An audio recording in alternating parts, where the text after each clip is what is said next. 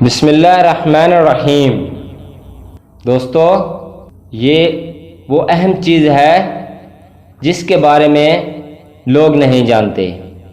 آئیے میں آپ کو بتاتا ہوں۔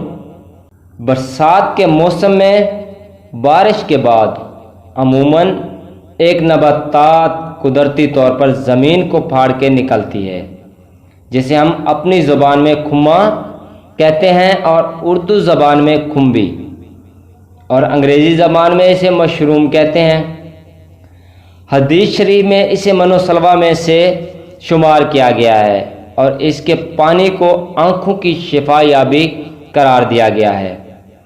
حضرت ابو سعید خدری رضی اللہ تعالی عنہ سے روایت ہے کہ رسول صلی اللہ علیہ وسلم ہمارے پاس تشریف لائے۔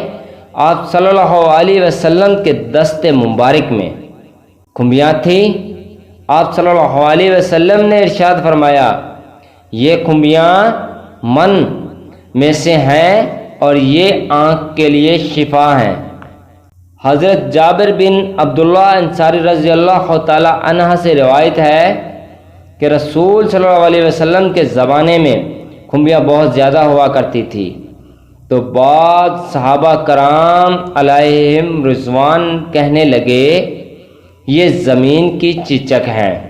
یعنی جس طرح انسان سے بیماری میں چیچک نکلتا ہے، گویا یہ بھی زمین کی بیماری میں سے بیماری اس سے نکلتی ہے، اور انہوں نے اسے کھانے سے انکار کر دیا۔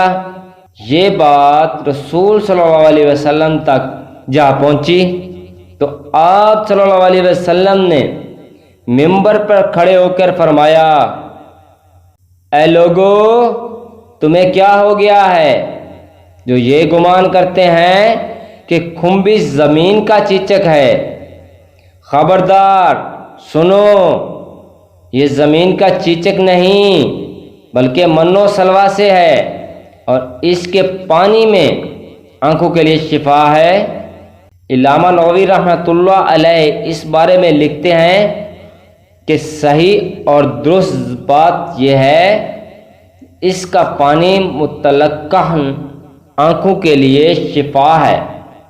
پانی کو نچوڑ کر آنکھوں پہ لگایا جائے۔ اپنے زمانے میں نے اور میرے علاوہ لوگوں نے دیکھا کہ وہ ایک نابینا تھے جن کی آنکھوں کی بینائی چلی گئی تھی۔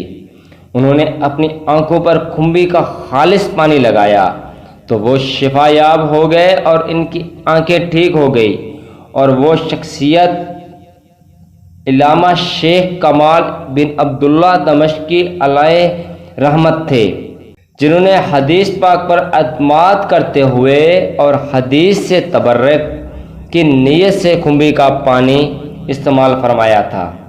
دوستو، اسلامک ویڈیو دیکھنے کے لیے ہمارے چینل کو سبسکرائب کریں۔